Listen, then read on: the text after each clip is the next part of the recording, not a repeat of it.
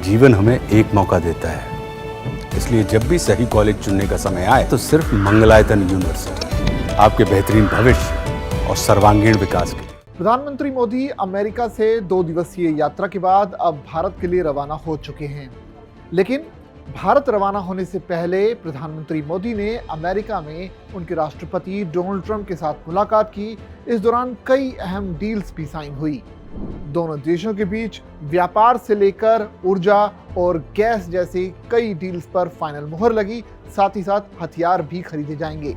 लेकिन यहाँ बात हम कर रहे हैं अवैध प्रवासियों की, क्योंकि अवैध प्रवासी भारत में एक बहुत बड़ा मुद्दा है। आपको वो तस्वीरें याद ही होंगी जब किस तरह से अमेरिका से 104 भारतीयों को अवैध प्रवासियों की तरह अमेरिका ने अपने विमान में भर के भारत में भेजा था।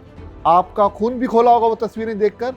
अब उम्मीद लोगों की ये थी कि प्रधानमंत्री इस पर कुछ बोलेंगे, लेकिन प्रधानमंत्री बोले भी, लेकिन अमेरिका में प्रधानमंत्री मोदी ट्रंप से मुलाकात के बाद दोनों नेताओं ने एक साझा प्रेस कॉन्फ्रेंस की।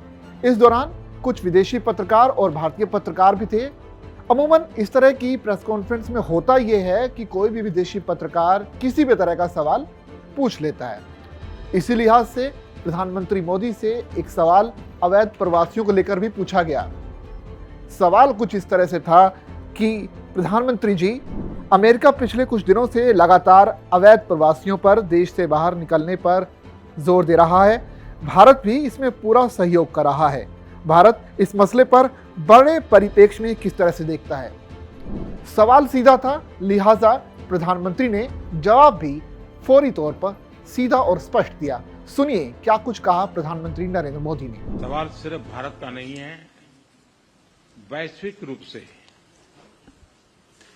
हम इस मत के हैं कि गैर कानूनी तरीके से जो लोग दूसरे देशों में होते हैं उनको वहां रहने का कोई कानूनी अधिकार तो है नहीं।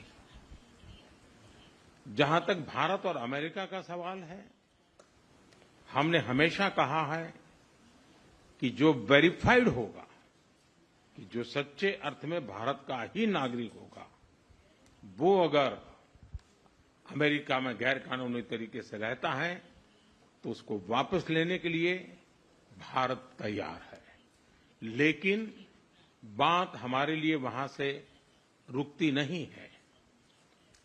ये सामान्य परिवारों के बच्चे होते हैं, उनको बड़े बड़े सपने दिखाए जाते हैं और उनको ज्यादातर ऐसे होते हैं उनको गुमराह करके लाया जाता है।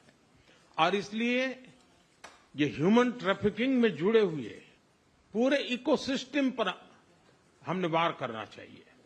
और अमेरिका और भारत मिल करके हमारी कोशिश है और हमारी कोशिश रहनी चाहिए कि इस प्रकार की पूरी इकोसिस्टम को हमें जड़ मूल से नष्ट करना चाहिए, ताकि ह्यूमन ट्रैफिकिंग बंद हो और गरीब लोगों को जो अपनी धन दौलत बेच करके ऐसे बड़े बड़े सपने दिखा करके उनको अंधेरे में रख करके ले जाया जाए, उनके साथ भी अन्याय है। और इसलिए हमारी बड़ी लड़ाई उस पूरे इकोसिस्टम के खिलाफ है। और मुझे विश्वास है कि राष्ट्रपति ट्रंप भी इस इकोसिस्टम को खत्म करने में भारत का पूरा सहयोग करेंगे।